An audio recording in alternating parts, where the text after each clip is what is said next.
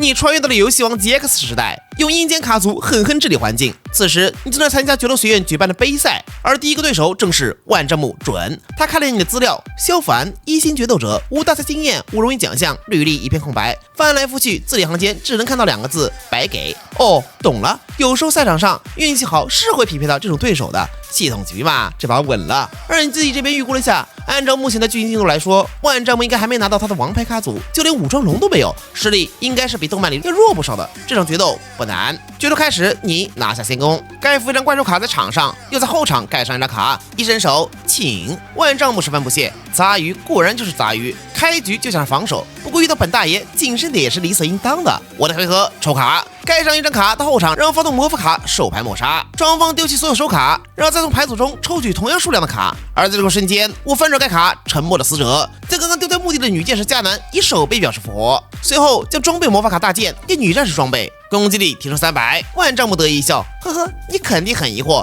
为什么要给手背表示的怪兽增加攻击力吧？而这一瞬间，我发动装备魔法卡大剑的另一个效果，装备怪兽在作为战士族怪兽祭品召唤时，可以当做2只使用。白色旋风卷起笼罩女战士，没错，万丈木高举手中卡片，现身吧，等级8，传说中的战士。还没完，我发动传说战士效果，这张卡在召唤成功时，可以把自己墓地里存在的装备卡尽可能多的装备到自己场上的战士族怪兽身上。我墓地的大剑和宝玉之剑同时装备，传说战士攻击力直接达到3200，观众们不由一片惊呼：天啊！第一回合就召唤出了这样的强力怪兽，这攻击力已经超出了传说中的剑白龙了呀！这个万丈木不愧是金版的 No.1， 哎，可惜那个萧凡那次灰毛还挺帅的，过了这一轮就再也见不到了。逆阵物语才刚开打就只剩2张牌，这只大怪就是4换1的结果，再努力就能赶得上传说中游神时代的5换1名场面了。万丈木哈哈大笑，被我这压制性的力量给折服，看呆了吧？现在战斗阶段，那个盖夫这的杂鱼死，剑圣拔剑出鞘，飞身上前，40臂砍刀爆发惊人气壤，然后在风压下，你场上盖的那只怪兽被迫翻转过来，露出真容，是一位穿着黑色作战服、半蹲着的金发女战士，在剑人面前显得是那么娇小无力。你平静开口，异次元女战士的效果。这张卡在和对方怪兽发生战斗时，在伤害计算步骤之后，将自身以及和他战斗的怪兽一起移出游戏。我直接把你的8星大怪送去异次元。女战士划拉一刀，一个虚空黑洞出现，剑圣就和他双双被吸入，消失不见。啊！不是我那么大一只8星大怪呢？我的卡！没错，牛的套路正是次元斩。顾名思义，核心思路就是靠类似异次元女战士这种怪和对方大怪1换1，创造资源上的优势，而且是送去异次元而不是进入墓地，所以对进入墓地就能发动效果的烟怪兽也很克制。万丈木深吸口气，不过是损失了区区一只8星大怪，2张装备，4张手牌，冷静又冷静。刚才装备魔法宝玉之剑进入墓地时，我从卡主抽一张卡，再盖上一张卡，结束回合。到你的回合抽卡，攻击表示召唤荒野的女战士，直接攻击。万丈木大笑一声，发动陷阱卡吸收盾，将对手的攻击无效，并且回复那只怪兽攻击力的生命值。一脸臭屁，哼哼，真遗憾，这种程度的攻击完全在意料之内。你翻了个白眼，打过牌的人都知道，这个游戏 LP 只要还有就行，和其他资源相比没那么重要。后场再盖一张卡进入回合，万丈木大手一挥，抽卡，接着发动魔法卡强运之虎，从牌组中再抽2张，接着召唤暗魔界的战士暗黑之剑。虽然对面那个阴间玩意儿坑掉了他大怪，但是没有关系，他的下级怪兽攻击力也高达1800，非常能打。难道你还能再从裤裆里掏个异次元女战士2号机，再给我刷新2次元？啪的一声，女战士被干掉，你的生命值也下降到3300。但面色淡定，发动荒野女战士效果，这张卡被战斗破坏送入墓地时，从卡主把另一只攻击力1500以下的地属性战士族怪兽攻击表示特殊召唤，出了把异次元的战士。不是又来？眼皮疯狂跳动，你这阴间玩意儿怎么还他妈要能从卡组里飞出来啊？冷静又冷静，不能乱了方寸。应付这些阴间东西的手段也不是没有。我盖放一张卡，回合结束，你目光一扫，哦，是有对付次元斩的方法了。到你回合召唤了另一面术士海空，战斗先用异次元战士攻击你的暗黑之剑，给我进入异次元。万丈木自信一笑，果然来了，想都别想，打开盖卡，陷阱卡，炸裂装甲，在对手怪兽发动攻击时，把那只怪兽直接破坏，哈哈。区区杂鱼还想出卖本大爷的怪兽，很可惜，同样的招数对本大爷不会第2次奏效，要破坏的是你自己的怪兽。你挑了下眉，打开盖卡，反击陷阱，倒接的7道具，支付1000点 LP， 把陷阱卡的发动无效并破坏。万丈木是真的呀，吐了呀！这阴间玩意儿怎么还红坑保驾护航啊？此时异次元战士和暗夜剑纷纷出外，接着你手一挥，灵灭术士对万丈木直接攻击，啪的一下走脸。这个瞬间发动灵灭术士的效果，当海空通过战斗给对方生命之伤害时，可以最多选择对方墓地的2只怪兽从游戏中除外。过分了呀！都他妈进墓了也不放过吗？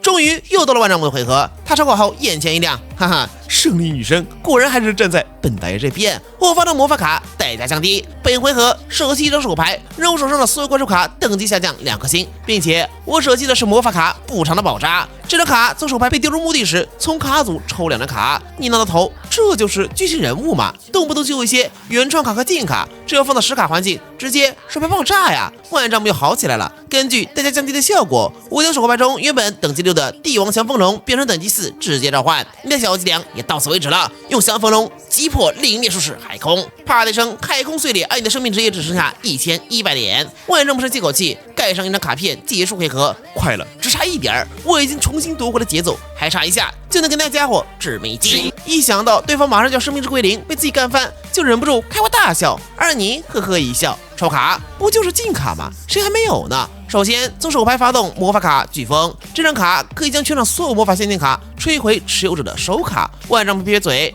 虽然后场被清了，但问题不大。我的帝王降风龙可是高贵的2400攻高星怪兽，而且它有隐藏的强大效果，被破坏后还可以将场上任意一只怪兽弹回手牌。没错，也就是说这个萧凡万一真有那么1/1000的概率做出超越帝王降风龙的大怪，在打倒他后也会立刻被这个王宇给瓦解掉。估计是看到了我的后场盖卡，自以为解了陷阱就高枕无忧，殊不知啊，真正的精英都是会设双重保险的。这波又是在我。可下一秒，你打出一张怪兽卡，召唤杀手番茄攻击表示，万丈木嘎嘎大笑，将一只杂鱼怪兽攻击表示，你是不是已经吓傻了？但很快发现了不对劲，有种不妙预感啊！果然下一秒，你大手一挥，发动魔法卡强制转移，双方怪兽必须选择自己场上一只怪兽，并将控制权交换。那么我选择我场上的杀手番茄交换，好了，你也选择你要交换的怪兽吧。万丈木彻底疯狂！我选大爷，我选！场上就一张帝王降风龙，很累，把怪兽换了过去。进入战斗阶段，你用帝王降风龙攻击杀手番茄，砰的一下番茄碎裂。接着到还没完，杀手番茄效果发动，当他被战斗破坏送去墓地时，我可以从卡组特殊召唤一只暗属性攻击力1500以下的怪兽。万丈木的表情是这样的，我知道你们都想说什么，那么带我们一起走一个吧。不是，这什么原理？在这里给大家上一下 K 语言大课堂。没错，在决斗规则中，就能通过卡牌效果暂时交换了控制权的怪兽，被破坏送入墓地时，也是送去原本持有者的墓地。也就是说，送墓效果处理时也是你享受，而你召唤的当然是首领扎鲁格。扎鲁格对对方直接攻击，一枪射出，万丈木后退一步，还没完，发动扎鲁格效果，随即丢弃对方一张手牌。手牌一枪击破，万丈木彻底疯狂！我要召唤我的拳头，对你进行直接攻击！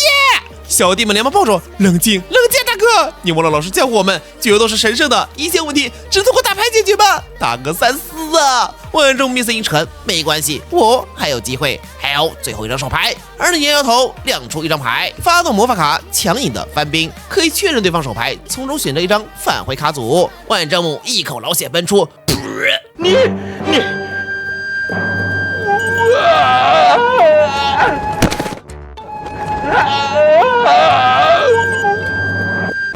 万丈木咬牙切齿啊！被一个一星决斗者淘汰，开什么玩笑？我在后面抽到那张牌里赌上我的一剑，我的回合抽卡，果然来了，是天使的施舍，这就是那张能够逆转命运的卡牌。真正的决斗者，一切都是必然。我发动魔法，话还没说完，打开后场，发动陷阱卡打落，对方必须把抽到那张卡直接丢入墓地。馆长的秦元浩猛拍大腿，太对了，就是个味儿。万丈木喷出一口老血啊！我召唤我的右手直接攻击，